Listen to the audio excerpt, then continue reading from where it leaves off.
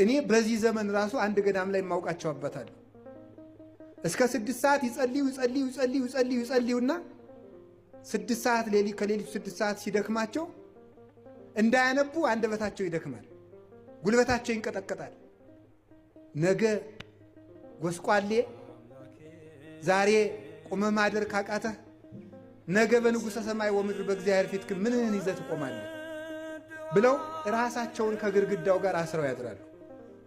ራስን መቆጣት፣ ተኙ ሲል ገስጾ ማስነሳት፣ ብሉ ሲል እምቢ ማለት፣ ለመልካም ነገር ሰውነትን መቆጣት፣ ሌላስ አጋንንትን መቆጣት፣ ተኙ ብሉ ተጣሉ ሲሉ ወግድ